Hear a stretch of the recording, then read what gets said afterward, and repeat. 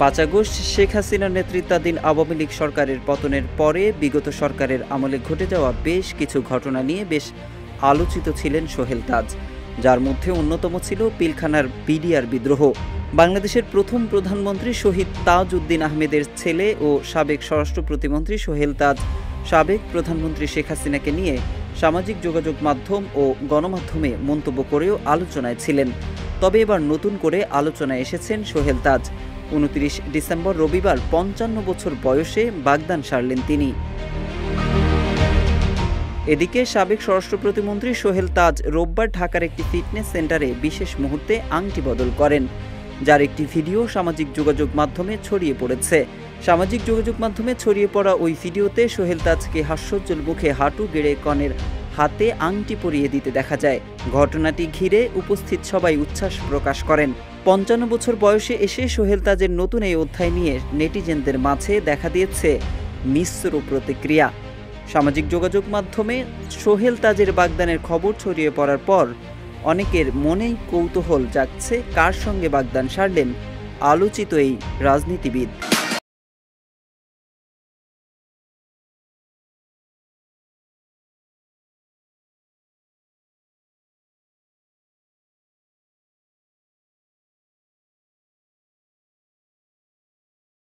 জানা গেছে কনের নাম আয়রন গার্ল খ্যাত শিমু।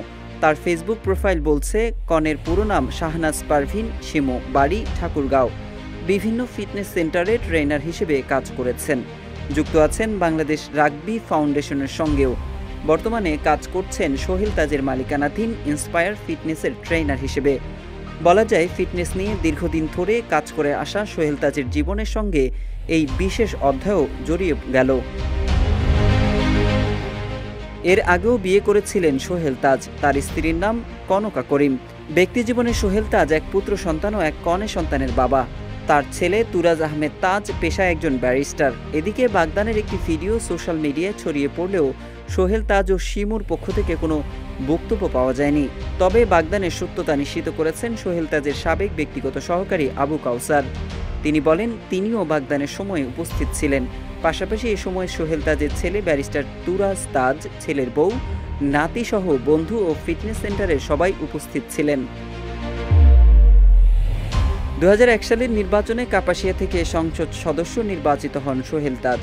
২০০৮ সালে একই আসন থেকে সংসদ সদস্য হন।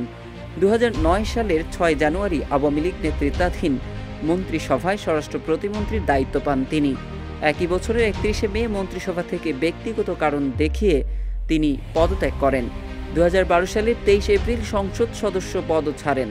এরপর রাজনীতি থেকে অনেকটাই দূরে সোহেল তাজ। Mohammad Saiful Islam, news desk, Ittefaq.